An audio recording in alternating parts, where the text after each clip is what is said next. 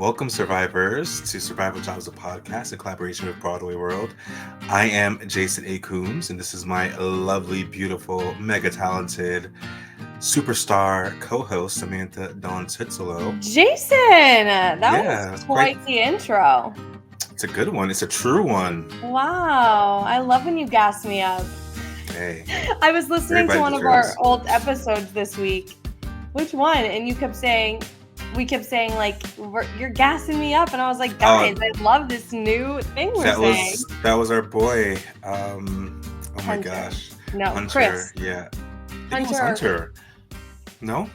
Well, because I was listening to old episodes to try to get a quote to try to, like, jazz up the Instagram. What? This pillow, sorry. Oh my God. I was like, what is happening? I was trying to jazz up the Instagram for the week that we didn't have an episode. And so I was looking for quotes. So I did all this work and I never posted anything. So that's okay. Sorry, everyone. What's your temperature check? Ooh, I am feeling hopeful. We voted yesterday. Well, I don't know if we voted, but I voted yesterday. Can't speak for everyone. And I think people were nervous about this quote unquote red wave, and it didn't happen. So while it wasn't like the perfect outcome, and they're still tallying a bunch of stuff, it could have been way worse. And actually, I heard something. I don't have any facts in front of me because I wasn't planning on talking about this much. But this midterm was like the least, like so far, based on seats in the House being lost and Senate seats being lost. It's like the least in literally like over a decade. So it's a great thing for Biden, and it's a great thing that people are getting off the MAGA train. At least we hope. I mean, yeah, don't sleep on it, but it's looking good. Yeah, it's way better. What about you? What's your MAGA train? What is your Samantha's not on the MAGA train. I was gonna say, what is your temperature check? Don't spread fake news about me, Jason. I would never. This podcast wouldn't be happening if. Yeah. Seriously. My temperature check is I'm good. I've been really busy in like such a good way. The best way possible. I have a couple of things to talk about, and I will fly through them super quick. Yeah. Number one, I started picking up background work again because here's why.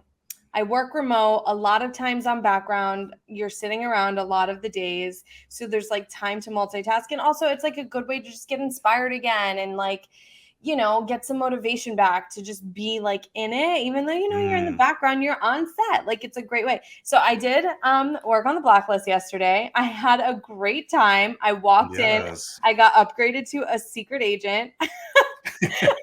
Nice. Yeah, it was like a quick day. I worked the whole time except for when I was standing. But it was good and I'm feeling like happy. And so that's a survival job, and we've talked about doing background in earlier episodes. So I just feel grateful for my survival job, my main survival job.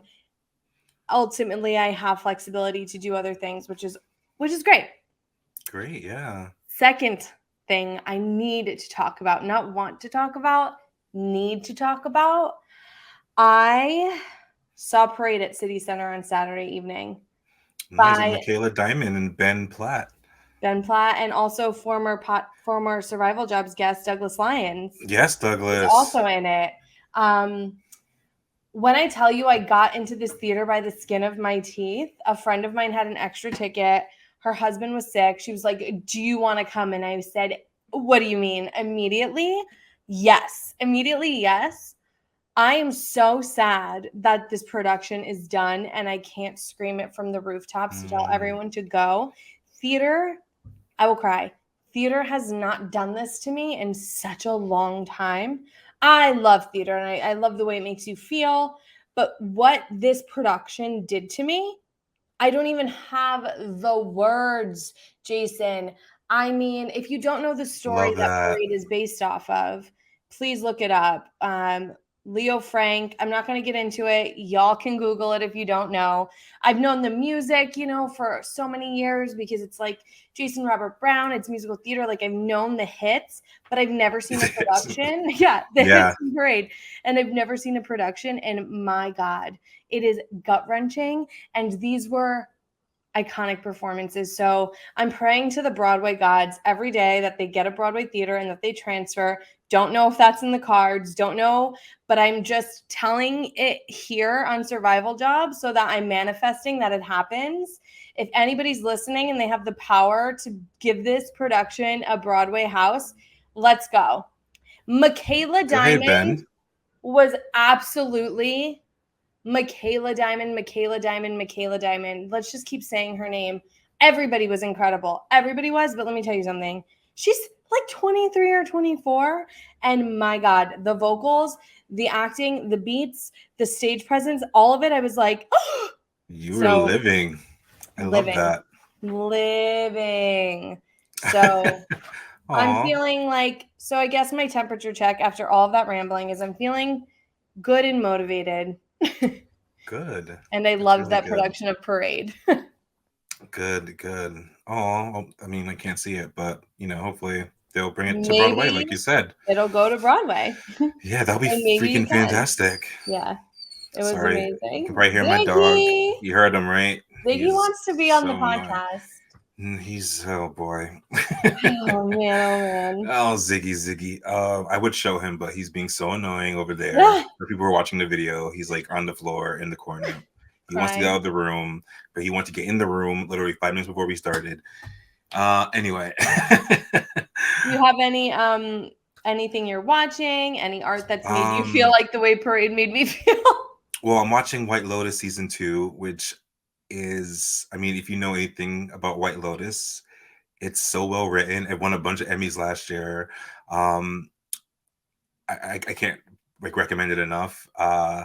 It's an anthology season, so like every season's like in a different, because White Lotus is a hotel in this world. It's like a hotel chain, like a very, very exclusive rich people hotel. And the first season was set in Hawaii. I just hit the mic. Sorry, I'm gonna say that again. The first season was set in Hawaii. Second season is set in Italy. So it's gorgeous. It's beautiful, and it's like one of my favorite genres. It's rich white people fucking shit up, and I live for that. That's why I love Succession. I can't wait for Succession. So I definitely recommend it. Jennifer Coolidge, she steals every scene. You look so pink. Guess who I am? What? Peppa Pig. I'm Monica Vitti. Monica Vitti is dead. But yes. Every scene. The whole cast is fantastic. Theo James is so delicious, y'all. Oh my God. Anyway, that's what I'm watching. But I just also wanted to say, or did you have something you wanted to share besides Parade? No? Okay. I didn't want to cut you off. No, I've just been literally listening to every single Parade YouTube video I can find. I love that. I'm literally like a little bit of a psycho right now. No, you're passionate. And I apologize again because Ziggy is scratching the door like a maniac. But okay, there's one thing that I wanted to make sure I said on our show, which I also said on my radio show this week also, but I know it hurt to acknowledge it twice. November is Native American History Month. So I wanted to just share some facts for like 3 minutes. If you guys give me 3 minutes of time to share this, because it's important. And I think that we need to spotlight other marginalized groups. So with that said, I want to share some information, some statistics about Native American women from the U.S. Department of Interior Indian Affairs. And I'm going to read this from their website. So yeah. For decades, Native American and Alaska Native communities have struggled with high rates of assault, abduction, and murder of women. Community advocates describe the crisis as a legacy of generations of government policies of forced removal, land seizures, and violence inflicted on Native people.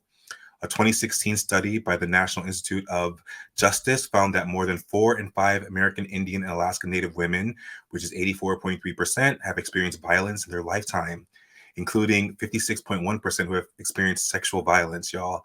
So I wanted to just, it's November, it's like going to be Thanksgiving, whatever. Just want to give 3 ways that we can just acknowledge our Native American brothers and sisters out there. Like first was to find out lands that you're on. Like we all know, like they were here first, and everywhere in this country there was originally native lands. Sorry, Ziggy, stop.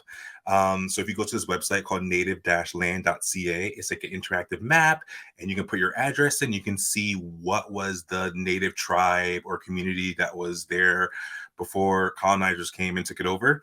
Um, and then try to get involved with issues that affect indigenous people. Like I try to, and I'm not perfect, obviously, but I try to follow some like Native American accounts and try to like, because I don't know much about that community, unfortunately. And even though there is like, of course, Connecticut is on Native land as well.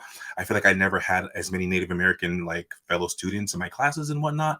So I'm learning much like everybody else. So I try to follow some accounts and I try to like read up about this stuff because it's really, really important. And the last thing I'll just say, because I know I'm on a tangent, is just to support and amplify the work of Indigenous creatives. So like, try to watch some shows, try to read some plays, try to read some books by Native American writers and actors and musicians, because you never know what you're missing and you'll learn something. And we all want to learn something. We all want to be more open-minded and more diverse in our experiences and learn about other people's cultures. So that's my rant, and I'll shut up. Sorry, Samantha. You don't need to Thank shut you. up. Thank you so much for. I don't know if this is ignorant of me. I did not know that it was the month. Oh yeah, yeah. So Well, I always thank you for sharing facts and things that people might not know that are very important. So you're the bomb. oh, no problem. I just was listening to a podcast a couple months ago, and I heard that statistic, and I was like, I can't believe 80% of what? Like that's insane. Yeah, And I heard that they're like the highest. They're the highest rate of like sexual violence and it's so violence. So I'm like, sad. and they're such a smaller community than like other marginalized groups. I just was blown away by that, and I Yeah. had to share that with everybody. So please, y'all, just look into it. Well, thank you for sharing that, Jay. Thank you. Should we Look, transition and tell everybody about our guest for today? I'm Let's gonna get show everybody we're this gonna little get fucker right Ziggy. here. Yeah, because he's Ziggy being needs some so screen annoying. time. He just wants to be. He really wants to be on the show. Unfortunately, we don't think he's qualified to be a guest. Not But yet. maybe he'll continue to go to EPAs, and in a few years, he'll book the show. You know Yeah. Do you know Ziggy's 2 now? Which what? is yeah. He For had his everyone birthday who's just recently. listening, maybe you're a new listener, maybe you're not watching this video. Ziggy is Jason's dog. Hmm. That's who we're talking My about. He's niece's dog, super not technically, going to but EPA. I mean, he could book like the dog in Legally Blonde. What's he's that so dog's cute name? though. What's that dog's name in Legally Blonde? Oh, I don't remember the dog's name, but that's also Brewster? Jennifer Coolidge. I think so, yeah. And I that's think it's Jennifer Cool, isn't it Brewster. Jennifer Coolidge? Is this Yeah, also in that she is in the movie? movie.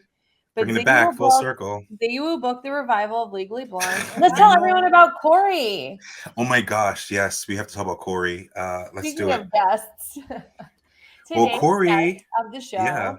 Go ahead, Jason. Yeah, tell everybody the connection. Well, I was gonna say we used to work at the Highline Ballroom, where like every quarter or so there was this show called Broadway Sings, that was started by Corey Mach, who's our guest today, and they basically would take like a pop star or like any kind of like musician that's well known, like a Whitney or an Adele, a Pink, a Beyonce, Rihanna, and they would do Broadway Sings like their music, and they would put like a different spin on it, and they would get really cool Broadway stars to come and to perform, and it's awesome. I always had a good time. Always wanted to work those shows, and I always did kind of. So I would always see Corey running around, on the day of the show. So when you said, "Oh, we should get him," I was like, "Oh, I have his email," because I had to email some stuff for him a couple of times. I should get in contact with him too, but you did it first, which was great. And then I don't think he remembered me until we brought it up on the chat. And he's And then like, he "Oh yeah." totally did. Yeah. He's like, "I never knew your name," but and I was like, I "Yeah, know. you And were then yeah, busy." it's so funny. Like fast forward literally 8 years later. I mean I Yeah. say 8, but I don't think you haven't worked at Highline in a long time. Well, yeah. Well, Klein 6? closed in 2019, so Well, okay. yeah. So maybe not 8, but a lot of years. So it feels like fast it feels like forward and 20. here we all are together on Survival Jobs, a podcast. Yeah. I really love this episode because each episode we learn about artists' survival jobs, and we learn different kinds you can have to like figure it out in between gigs. And by him creating this show, and I don't want to spoil everything, you guys will hear him talk about it. His show, Broadway Sings, his series, his concert, he, essentially created a survival job for himself in between gigs. And I think it's awesome and always good to learn new forms of survival jobs to have. You guys don't have to, we don't have to all be like slinging margaritas in bars.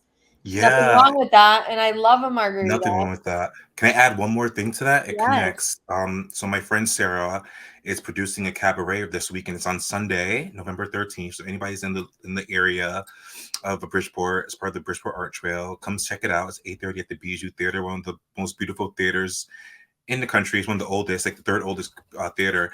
But I was telling her that, Broadway Sings, like these people, they get these people, they don't rehearse much, they get the music in advance. They have like one rehearsal, I think he said, and they do it. So I was like telling her, like, don't worry, like, like you got this. She's an amazing musician and musical director. And she was a little bit nervous, but I was like, hey, if Broadway Sings can do it in one rehearsal, you could do it in 4. So relax. Boom.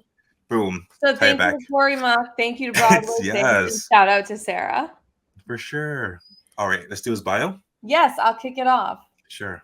Okay, Corey Mach. Oh, before we say the bio, I just want to say, Jason, I think we're like a little obsessed with Merrily We Roll Along because Corey is now our second guest from that production, and it hasn't even opened yet. Yeah. We're excited about it. We want to talk about it. Okay. Currently, Corey is in Merrily We Roll Along at New York Theater Workshop. Some of his Broadway credits include Kinky Boots, Hands on a Hard Boy, Godspell. Some national tours include Wicked, Flashdance, and Rent. Yes, off-Broadway credits include Invisible Thread at Second Stage, Chick 6 at La Mama. Some of his regional premieres include Waitress at ART, Mystic Pizza at the, wow, do you know how to say this, Samantha? I can't say it. Ogunquit Playhouse? Oh, Ogunquit. The Ogunquit Playhouse. Ogunquit Playhouse. Excuse me, y'all. At the Ogunquit Playhouse, by the way. Yes. Best lobster pizza. I had lobster pizza when I went there once. Sorry to sidetrack. And it was one of the best things I've ever eaten in my life. Continue. Nice. Mystic Pizza at Ogunquit Playhouse. Mrs. Miller Does Her Thing at Signature, directed by James Lapine. Tim Rice's From Here to Eternity.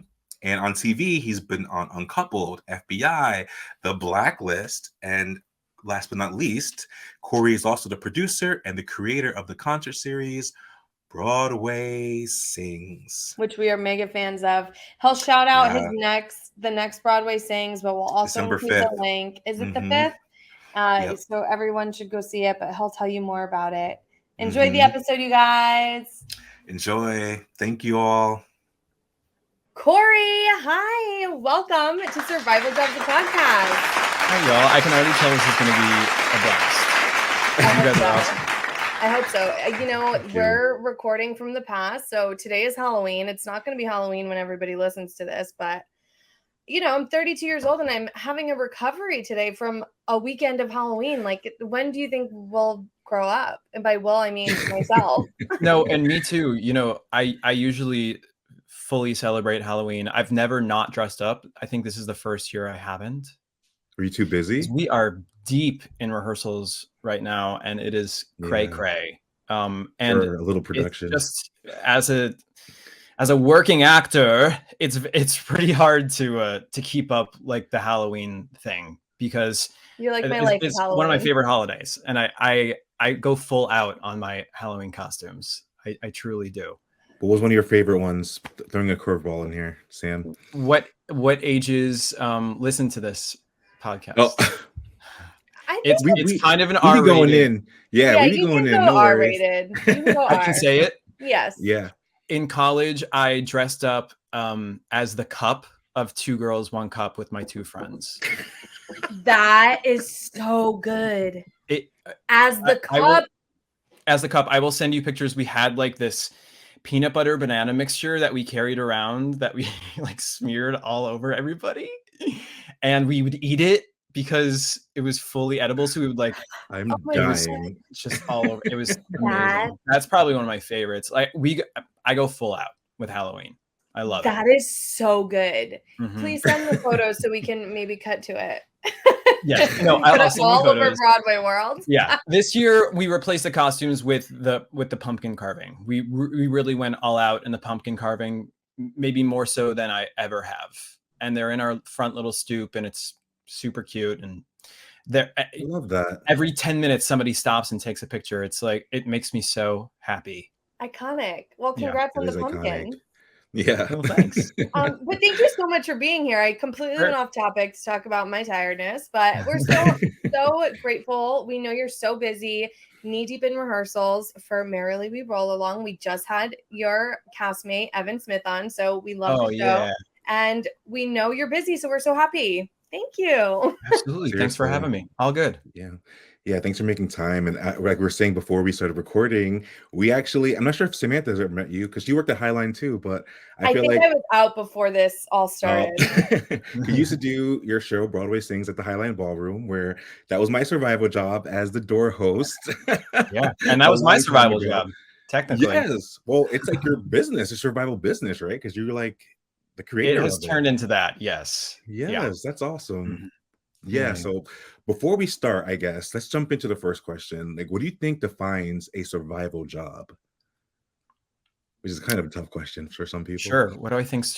I think a survival job is a job that you don't necessarily like or want to do, and it pays the bills. Yeah. Or else it would just be a job. But I guess, do people hate their normal job sometimes? You know, I wonder, you know, we only really use survival job, that term, in the entertainment business. You know, Right. you don't hear that term outside of outside of the entertainment business. I wonder if that's because people just grow up to not really love what they do. Unlike Yeah. us, you know, if you're Yeah. lucky, I guess, if you're like us, you know. Yeah. I don't know. I think that's why we sort of inserted that question into the interview, Yeah. because I feel like every guest or every person that comes on, which is every guest, has a different, idea of what survival job means, or the definition behind that, or like the stigma around it. So we just love to see Yeah. what people say about it. I mean, could I it think it's be? called survival for a reason, right? Survival job.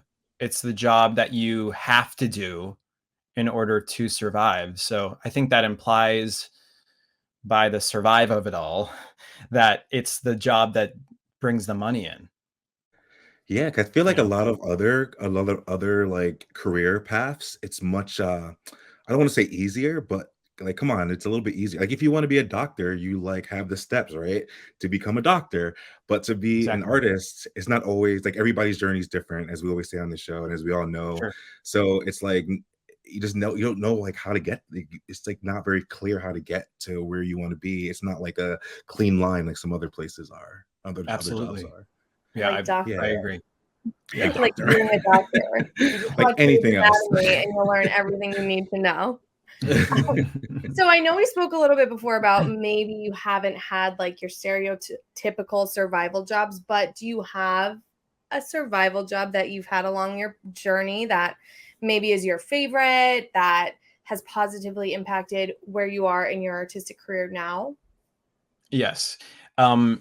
No is the answer to that. But I will talk you through my journey a bit. And when y'all reached out, I was just I almost said I'm not the right candidate for this, because I'm going to be that person and say that in New York, I have never had a survival job, or what people call a survival job. Oh, wow.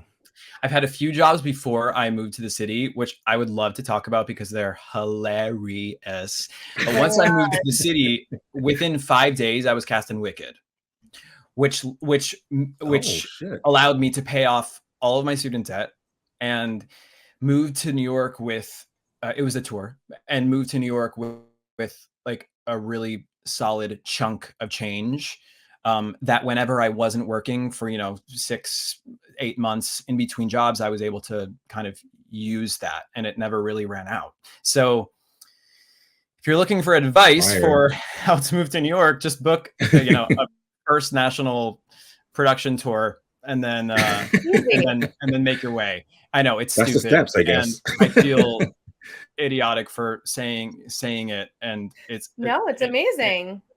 Thank you, thanks. So, but when I was growing up and in college, I had two hilarious jobs because I knew I was moving to New York by the time I was a freshman or a sophomore. So I was trying to save, I think, what did they say back then? This was in like 2008, that you should move to New York with $7,000 in your pocket. Which is like nothing now. Which I know, that's like 2 months of rent. It's like great. Yeah. But you can't eat. It's just rent. You can't eat.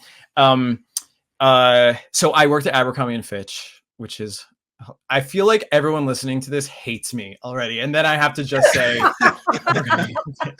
I'm throwing out terms like working actor and like Wicked national tour. And then I have to say, I worked at Abercrombie and Fitch. You said Abercrombie and Fitch, and I can smell it. Like I smell can it. Smell it. Smell the fierce. I was just talking about this yesterday. The Fierce cologne, which is fierce, and it still holds up. Honestly, someone was wearing it at the gym the other day, and I was like, "Are you wearing Fierce?" And he was kind of embarrassed, but yeah, he was fully wearing it. I'm like, okay, work. That's all good with me. It smells great. Yeah. It smells great. Worked at Abercrombie and Fitch for about a year, and I love doing the cashier because I liked being on a device, I guess, rather than really walking around and folding clothes. And yeah, like asking people if they need help. Exactly. Like, I'm just looking. No, I don't think you did that at Abercrombie, right? You weren't supposed to ask people if they wanted help, right? Was that the thing? Right. He just likes to stand around and like, I know, right? Walk away from the customers. I know. I watched a documentary about it. Yes. Oh, I did see that. Yeah, I really connected to that. And then I was a music minister at a church for 2 years of college. So I would do between 4 and 6 masses a week, most occurring on Saturdays and Sundays at like a Catholic church. And I would be the only one there. So, someone would open the church, a janitor or something, and then there would be the priests and the ushers, and then it would be just me doing the music. So they trained me to kind of take over this job to the point where I was the only one there doing all the music for the entire mass, for an hour-long mass. So I would do piano, and I would accompany myself on the piano, sing, and I didn't know how to play the organ. And there was no time to learn. So I played a keyboard with an organ setting. Hilarious. And it was the kind of church where you could see the music section. So like everybody knew I was playing the keyboard with the organ setting because there was an organ next to the keyboard. But honestly, it sounded just like an organ. Yeah. Right. So that was my job for 2 years, which was like, that New York money, that beer money. It was just like that extra little bump. And it was good pay too. It was really good pay. I would do funerals and I would do weddings, which was name your own price. So I would have a meeting with the bride and groom, and I would talk through what my price was, and I could go really as high as I wanted because, that's like a huge chunk of your budget. So that was like the weddings were okay. I know. No, I think I did I think it was like $800, which is a steal, to be honest, for all the music for your wedding. Hours? Because I would cultivate all the music too, and I would get all the sheet music to the songs they wanted, sometimes bring in a singer. But this one day, I will never forget it out of all the days of my life. And I tell this story often because it's so utterly embarrassing. Oh, no. I was awoken at 11 a.m. on a Saturday morning in my house where I lived in college by a bride's father saying that I was late to the wedding. The wedding should have already started.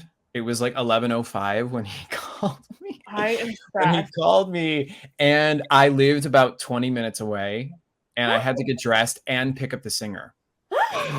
Mm-hmm. Wait, did you just forget? Or were you like? I thought they had changed the time of the wedding to an hour later, or like maybe 2 hours. later, and I had set my alarm for the original time.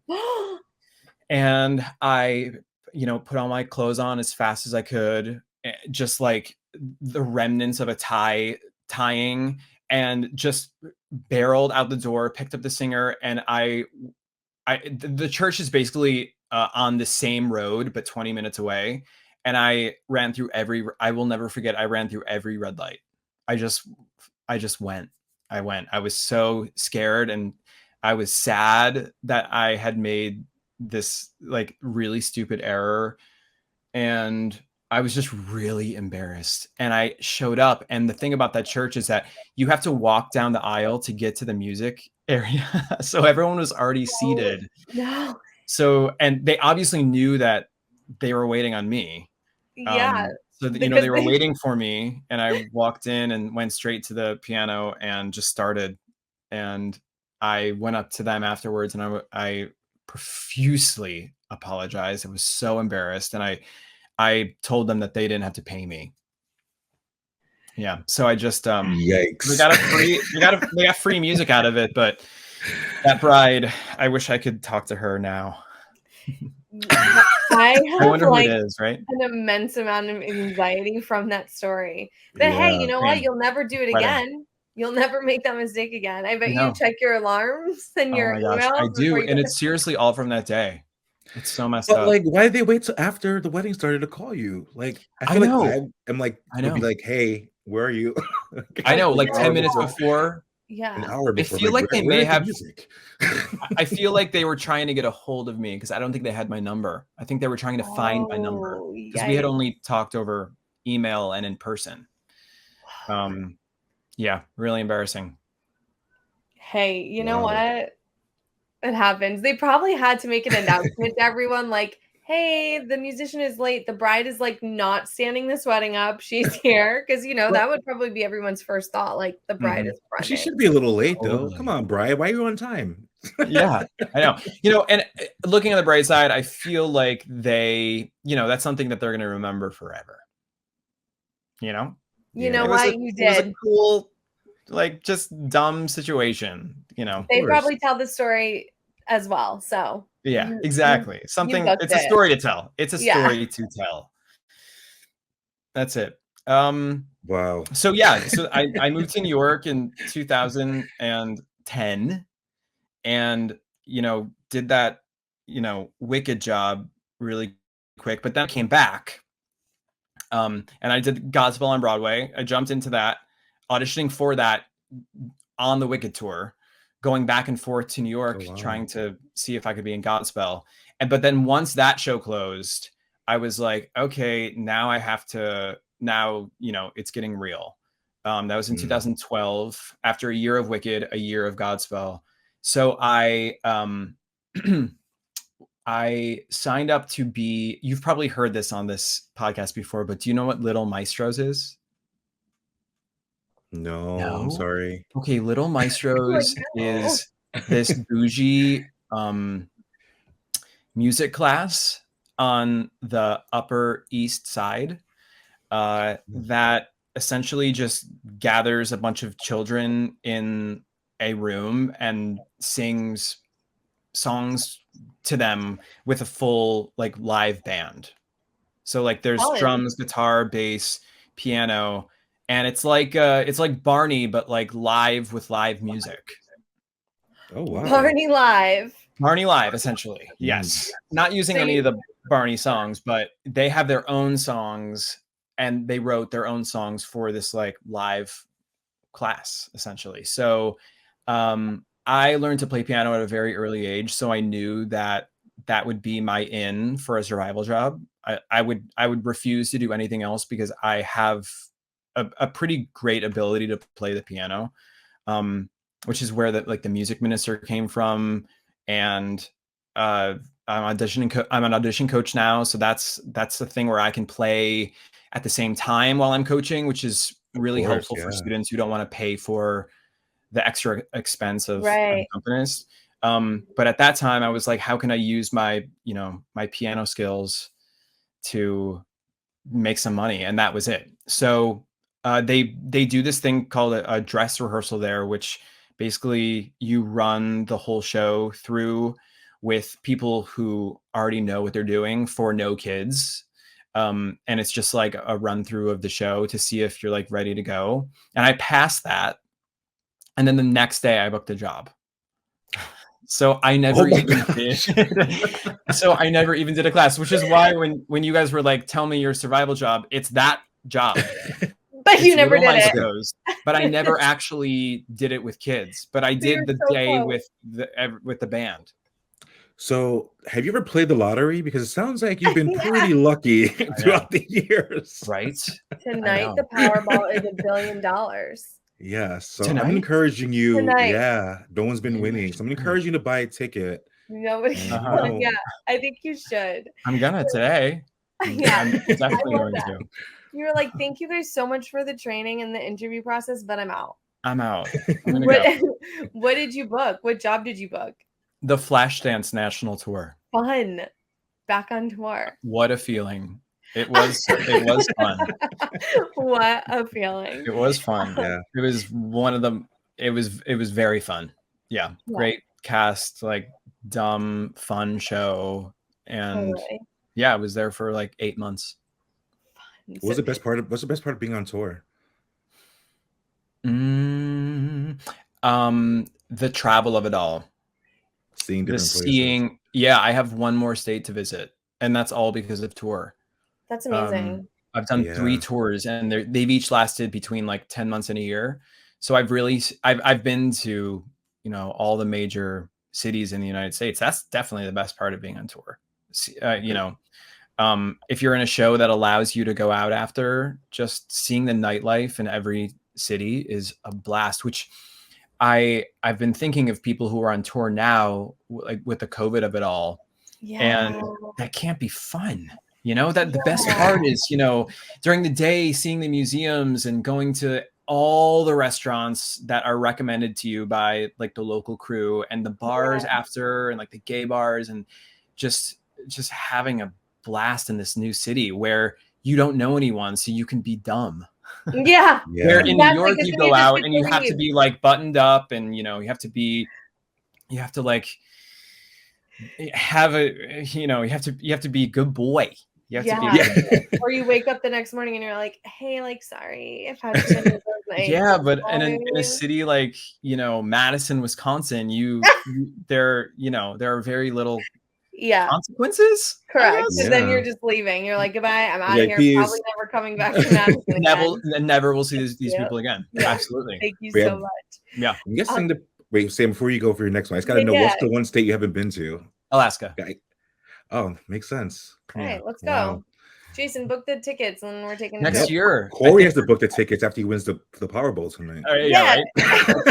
I think I'm going to do Alaska next year. My mom actually wants to go there for a big birthday coming up. A cruise, an Alaskan cruise. Amazing. That's so cool. Yeah. Well, in like the summer when it's like not terribly cold, I guess it's gorgeous. So Alaska might be on the list. You'll sail off to Alaska. How fun. Complete my list of 50 states. That's huge. Like, imagine there's not a lot of people who can say that. So thank you to all the tours for accomplishing that. I want to talk a little bit about Broadway things. So you and Jason said that you met each other at the shout out Highline Ballroom to our survival job. So Broadway things. Yeah, R.I.P. Highline Ballroom. R.I.P. And that building was just sitting there with nothing. Right next to the Western. I was going to ask y'all if you knew what was going on there. Nothing. Yeah. It's been empty since January 2020. That's how sad. It's a great space. It really is, but it is. I know. It was dark in there. Declining. It was definitely declining. Definitely. Spruce up. It just needs to spruce up, but she's gorgeous. I love that space. It is a good space. It was home to me. You know? Yeah. So can you tell us a little bit about how you created? This was your idea. You created it. You produced it, right? I'm not wrong about that. Yeah. And ultimately, this is another like form of survival job, right? In a way. It became that. Actually, it didn't start that way. I didn't start it to say I need something that that can pay the bills. I started it because I was a little stifled creatively. I was a standby in Godspell, the aforementioned Godspell revival. Yeah. And it was Tony voting season. So it was the beginning of the year. We had been running about 6 months at this point. And none of the leads were calling out because they wanted to be seen by the Tony voters, which Right. is a big thing. I mean, not many people think about, the ebbs and flows of when understudies go on, but that's a big one, that like 2-month period there, because you want to be seen. And it's a really important few months. So we weren't going on. None of us were going on. We were just kind of sitting backstage and twiddling our thumbs, because at that point we knew the show. So there wasn't any more Yeah. studying to be done, which takes up most of your time in the beginning. And I had met this amazing piano player at the Duplex one night, where he played Moving Too Fast for me from Last 5 Years down a step with no music, with like all the riffs intact. Okay. And I came to him afterward and I was like, "Who are you? We have to do something together." And he's like, "Yeah, I'm free. If you have an idea, just let me know." So Adele was Yeah. huge at this time. This was 2011, the beginnings of 2012. And her second album, I think, had just come out, and we decided to just do this show called Broadway Sings Adele, because it made sense to call it that, I guess. Broadway people sing Adele music, with just a very small, maybe like 7-piece band.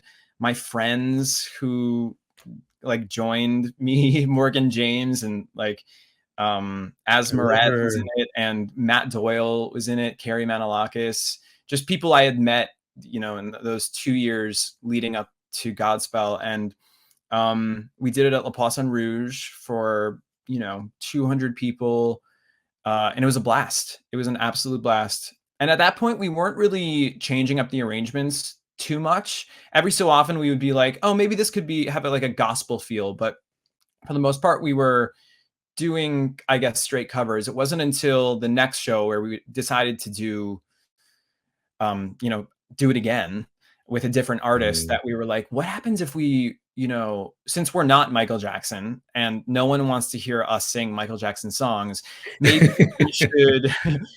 we should try to expand the band and really change up the arrangements and the orchestrations, so we're able to sing these songs and it's still interesting and no one's thinking of the fact that it's not Michael Jackson singing them.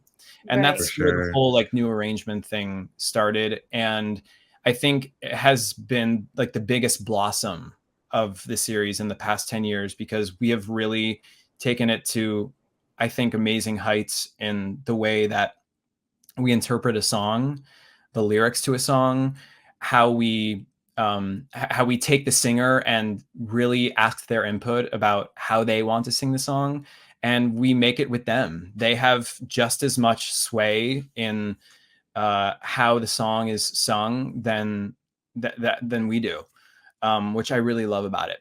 So now we're at Sony Hall that has 500 capacity with 14-piece band, which includes 3 backup singers, and we're getting Tony nominees and Tony winners, and just really awesome talent now, and it's just kind of it's just Amazing. exploded. Yeah. So that kind of was that became my survival job. I have referenced it as a survival job before, because at times it was that, at times I wasn't working, at times I was in between jobs, and I would think, okay, so we definitely need a Broadway Sings concert in February, because I will not be doing anything. I will not be in a show then, and I will need money. So that has become a survival job at some points. But what also is great about it is that I can do Broadway Sings while I'm in a show as well.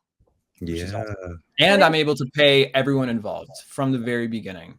I pay my band, I pay video, I pay sound, I pay a photographer, I pay all the performers, and I have since the very beginning. And the rate has gone up, honey. You know what? There it is. Yes. And I think Inflation is a thing. that's so important for our listeners to hear that, like, you built this idea out of your, your own frustrations creatively, and look at what can happen. That's it. So like anything that comes to you, just do it and see what's going to happen. Maybe you'll make a lot of money, and maybe you won't, but maybe you'll be creatively fulfilled regardless. That is how I live my life. And I encourage everyone to do that as well. If there's an idea that you're thinking of that you wonder if it could be a thing, you wonder if it could happen, and especially if you live in New York, like there are so many people here who can help you fulfill that vision, and venues, and performers who can perform your stuff. And I just ask that you pay people.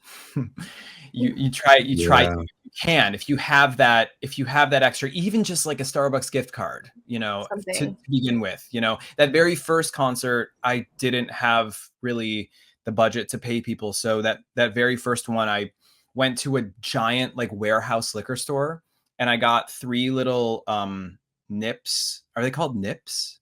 Yeah, the little of alcohol, and I gave 3 of them to everyone. It was like a little Grey Goose one, a little oh, you fancy Patron one, and a little Maker's Mark. That's sweet. Have you ever seen the little Maker's Mark nips? It's cute, and it still has the red on the bottle. So cute. It still has the red. It was like, it was 50 cents more for the top shelf. So Fuck it. Just get it. And just go that extra mile if you can. People feel appreciated that way. And I love that you said, yes, go ahead.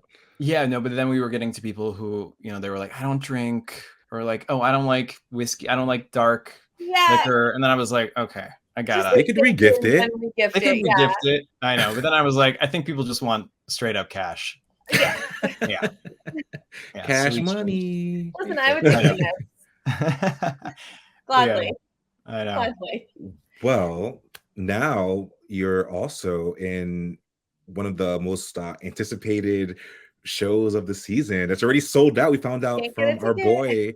Yeah, you can't get a ticket, y'all. You better go in the standby line. But because we had Evan Alexander on our last episode, and for Merrily We Roll Along. So we wanted to know, give us all the tea from your perspective. How's rehearsals going? What are you most excited about? Give us everything. Well, when was Evan on? Literally last week. Last Monday.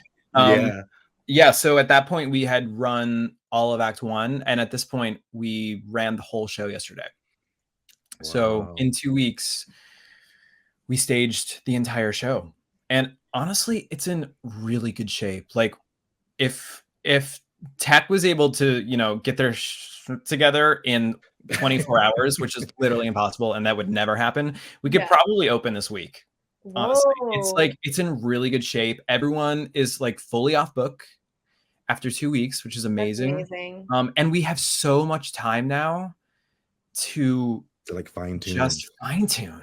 It's really an exciting place to be. And I don't think I've ever been at a place in a rehearsal process where we were so ahead of the game. Because we still have 2 weeks of rehearsal left. Right. Like not even tech. We have 2 weeks of rehearsal left to fine tune and like get these characters down and figure out, how much time we have for quick changes, so that by the time, we start tech in 2 weeks, we're ready to go, knock on wood. But who knows? It's the cast is incredible. There are tears every day, not just on stage, but off stage. I mean, we staged Our Time, which is the last song of the show. And, if you don't know the show, it's told in reverse chronological order. So, the first scene starts in, the 80s, and the last scene ends in the 50s, when these 3 just tender green artists are starting off and meeting on a rooftop in Manhattan, and then they sing the song called Our Time. But after the entire show, and you see where they get to, it's just so poignant to stage that last, because it's just a really beautiful moment. So when we finished staging that, you looked around and there was not a dry eye in the rehearsal room. It was really a beautiful thing and something I'll never forget. Something I'll never forget. It's going to be really beautiful. I'm really excited about it. Congratulations. Yeah. Thanks. Crystal, shout out to Crystal Joy Brown. She was our season 2 opener. And she's a good friend of mine. And I was like, Crystal, I gotta get in there. She was like, you can come to opening night. I was like, don't tell me that if you don't mean it, because I need to get in there. Wow. She's so good in it too. That is a tricky role, and she is navigating it with grace and just beauty, and she's just really good. She's really good in it. Everyone is. Yeah. Well, congratulations to be a part of something so amazing. I know it's like the talk of the town, and I can't wait to see what's going to happen. It wasn't easy. I auditioned for this in January.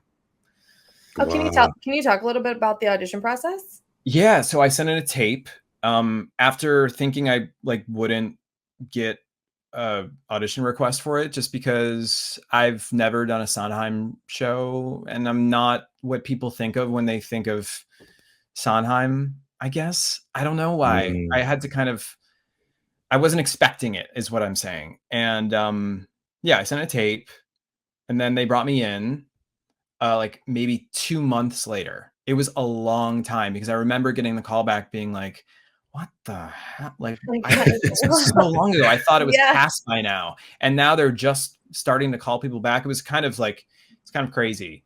So to call back.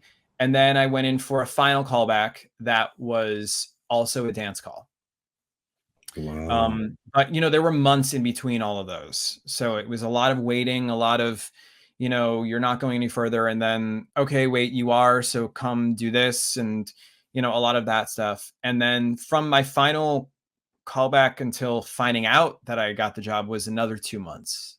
Wow. Yeah. So it was a really long process of a lot of, and when you have a big job like this that's at stake and on the line, it can really make you a crazy person. I can imagine. Yeah. It's just I just want to know. It's fine if I'm not in it. I just want to know. It was one of those. And it's like you think every day is going to be the day you find out, and then it's just 2 months. Exactly. Yeah, I was. Yeah. I'll never forget. I was at Broadway Sings Taylor Swift at sound check for that, which is a crazy day. If you're ever at Sony Hall for a Broadway Sing sound check, it is rapid fire. It's 15 minutes per song. The band has never played this stuff before or seen it before. And the performers have never heard their arrangement with the full band until they get there. And they only have 15 minutes because to get through 15 people in that amount of time, it has to be rapid fire. Yeah. So it's very stressful. It's a crazy day. We're on our 15-minute break, which we get in the middle of the day, and my agent called then. So I was able to know that I was doing that show all through that night, which was a blast of a night. With, a lot of my close friends singing and in attendance, and it was just really a great day. So much to celebrate. A New York day. Yeah. A New York day. I love that. We love New York Day. For sure. You've given so much great advice already through this interview, but I was just wondering if you could give any of our listeners advice for maybe young actors, young producers, any sort of artist who wants a career in the arts and theater. What advice would you have to give them? Yeah, I think it would be to get yourself out there. I think that's a phrase that you might hear a lot, but it packs a lot of meaning, that phrase, get yourself out there. What does get yourself out there mean? If you're an actor, it could just mean going to a party, going to a party where you might meet someone who can further your career, who can point you in the direction of someone who can further your career. It's not like you're going to go to a party and you're going to be cast in a show. Yeah. But somebody there could help. Totally. And I think don't turn down an opportunity to get yourself out there. And if you're not given any opportunities to get yourself out there, create your own. Facts. Yeah. Create your own. I love that. Make Yeah. your own. Make your own. I mean, you could have just sat around backstage not doing anything when you were like, being a standby. But you I created know. something that's like Yeah. massive. 500 people yourself. You know what I mean? Really Like, iconic. yeah. Yeah. And my last piece of advice would be come see Broadway Sings Mariah Carey at Sony Hall, December 5th. All Yes. of her, it's in her entire holiday album. Oh my Plus- God, is The first it? one or the Yes, second one? her entire first holiday album, plus a few songs from the second, and a few surprise songs. You heard it first here on Survival Jobs, from her actual non-Christmas collection. Nice. One of her 21 hits or whatever she has. 21 number ones. So full orchestra, and all of those Christmas songs are the original arrangements. So we're kind of drifting from the Broadway Sings tradition of really switching up the arrangements, because nobody wants to hear, Silent Night in any way other than how she did that on that album. It is iconic. Yeah. She is the moment. Now, come on now. It's her season. It's after, it's Halloween season. today, but what do they say? You got defroster out, and it's like Christmas time. It's like she's the queen of Christmas. I know. I'm really excited. And a lineup of people yet? Yeah. We have Samantha Pauly from Six, who's incredible. Carrie Fuller, also from Six. Angela Burchett, who's amazing. Alicia Delarue from Hamilton. Naya from Hamilton. Tony nominee now from Girl from the North Country. Jeanette Bayardell. Aisha Jackson, of course, a Broadway Sings favorite. Alexa Green, Amber Ardolino from Funny Girl and Moulin Rouge. Tamika Lawrence, who is a force. We love one of my favorite voices in the city. She's singing All I Want for Christmas Is You. You heard it here first again. Lindsay Joan from The Voice, that voice is crazy. Alyssa Ray, Castrata, an amazing Mariah Carey drag impersonator, is singing. Amazing. He's gonna kill it. It's good peeps, and it's gonna be a blast. It's gonna be just dumb and just really fun. Full band. Are tickets on sale already? Oh yeah, tickets are on sale, and they're like half sold out. So that's exciting. Get the tickets, people. Get the tickets. Don't wait till Christmas. I think a lot of people are gonna wait till December to book their holiday adventures, but I think in this case too late because it's gonna be sold out. Yeah, go with November. That's it. Oh, that's so fun. Well, we're gonna have one more question for you, and then I don't know if Samantha told you, but we end every episode for a really fun game. If you're down for that, I literally forget to tell everyone. It's all right. It's a game. I love a game. We don't want to take up too much of your time. We know it's your only day off, so we thank you for spending it with us today, at least part of it with us today. Of course. But I always like to ask this question, just because I'm always inspired by I have a 9-to-5 job where it's very like research heavy, but I like to have something that really keeps me inspired on the background, or after work I like to read something or just like turn my mind off and watch something. So is there anything that you're like really feeding your soul right now artistically besides work? I do the New York Times crossword puzzle every day. I think that keeps that mind sharp. Yeah, it keeps my mind sharp.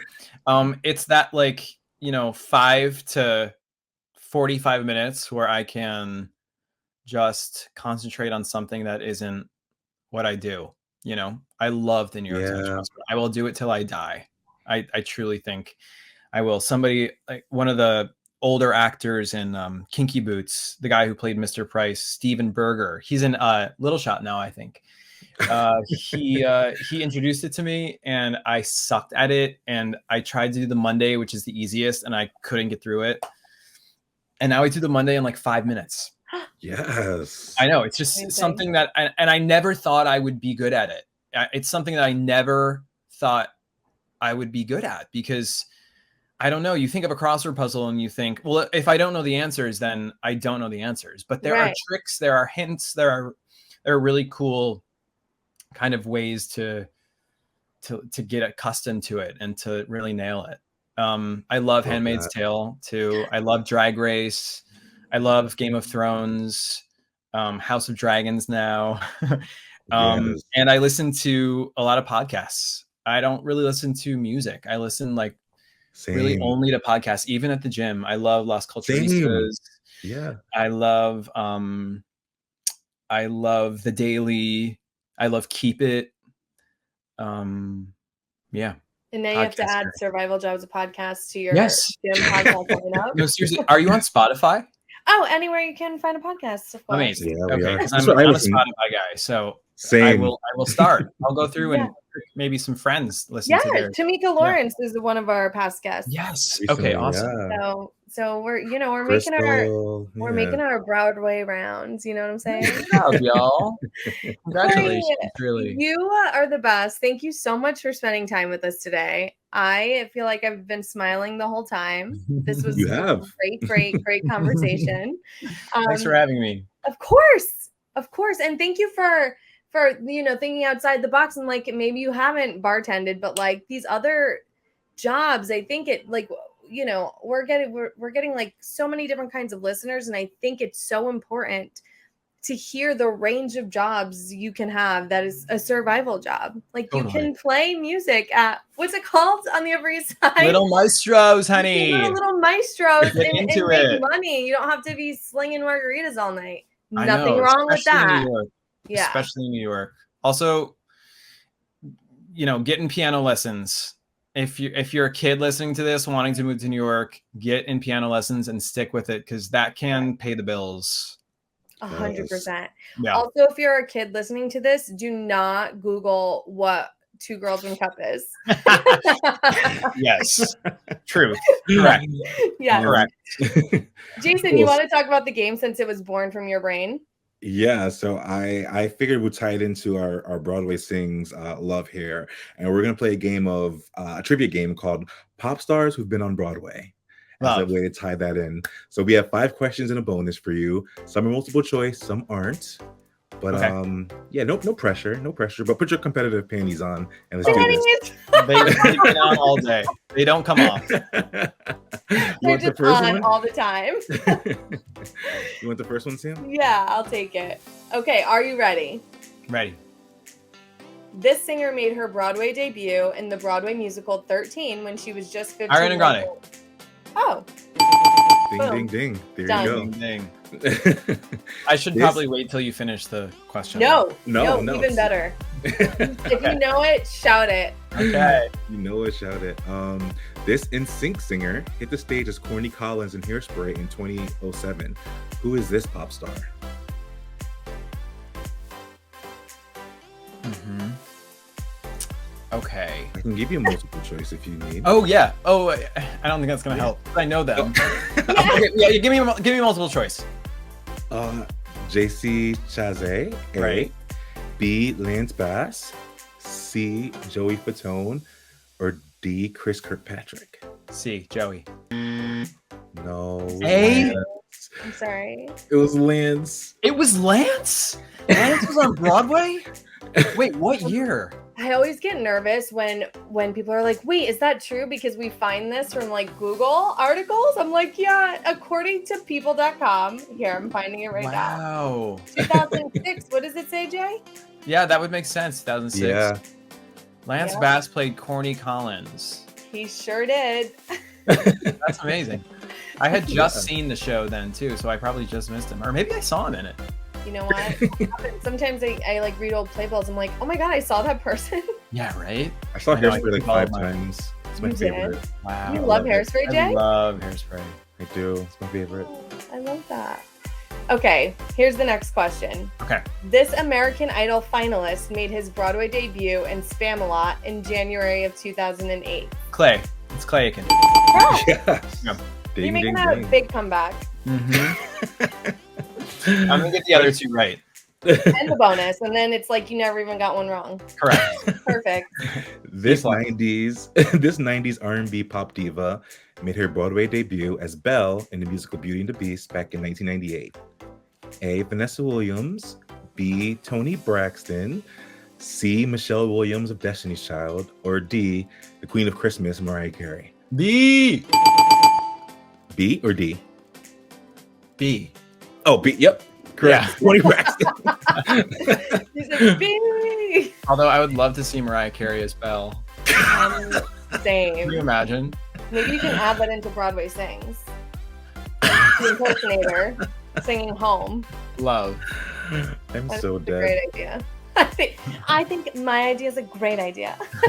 You would need someone to like escort her like around. You know, Correct. she always has like a nice little like Correct, you hot said. dancer bring her around the stairs. A little gay. Yeah, yeah. A little gay.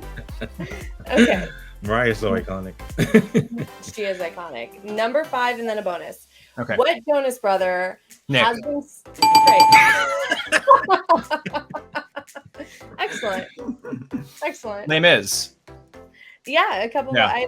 There's a bunch, but Les Mis is definitely on the list. Amazing. How to Succeed, Anna Get Yes. Your Gun, Beauty and the Beast, and Les Mis. Wow. Yes, Nick. Iconic. Nick. You working? He goes, Um, Nick. your boy Nick. All right, the bonus. Which of these pop divas has never been on Broadway? A. Vanessa Williams. B. Barbara Streisand. C. Whitney Houston. Or D. Brandy. Oh man, it's between C and D for sure. Mm. I don't think there's a way that Whitney was on Broadway. And Brandy was in frickin' Chicago, and she did this fabulous riff. She did. Yes, you know what I'm talking about? Yeah, at I saw her. I saw her. Broadway and Bryant Park. Yep. Yes, it's iconic. It's C, Whitney Houston. Correct. Ding, ding, Yeah. ding. Yes. So you basically got 100. Congratulations. And also, I want to give you double points, Jason. I don't know if you agree. For all of the times the question wasn't even finished and you got it correct. So I think that makes up for the one I got wrong. you basically Yeah. got nothing wrong. A plus. Congratulations. You nailed the Survival Jobs of Podcast game. You won an invite to our season 3 premiere party whenever that will be. Yes, I accept. Thank you. Oh my gosh, this was so much fun. Thank you again. I think we've been like, thank you this whole time. Can you let our listeners know where they can find you on social media to keep up with everything you're doing, all of the Broadway Sings, all the gigs, all the fun? Yeah, just Corey Mach on Instagram, or Broadway_sings on Instagram. I mean, by the way, that's easy enough. Yeah. I love that. I love that. Yes, and if Gotta you're follow. Yeah, we have to follow. I think I do. I'm not sure. And if you're tuning in for the first time because you're a Corey fan, make sure you follow us at Survival Jobs Pod on Instagram and Twitter, on Facebook at Survival Jobs a Podcast. Send us an email. Let us know who you want on, survivaljobspod@gmail.com. Follow my boy Jason at Jason A. Coombs. And you can follow me at Sammy Tuozzolo. Bye, everyone. Corey, break legs. Thank you, Corey. Break legs and Merrily. And Yeah. you're basically an icon. Thanks, y'all. Rolling along, y'all.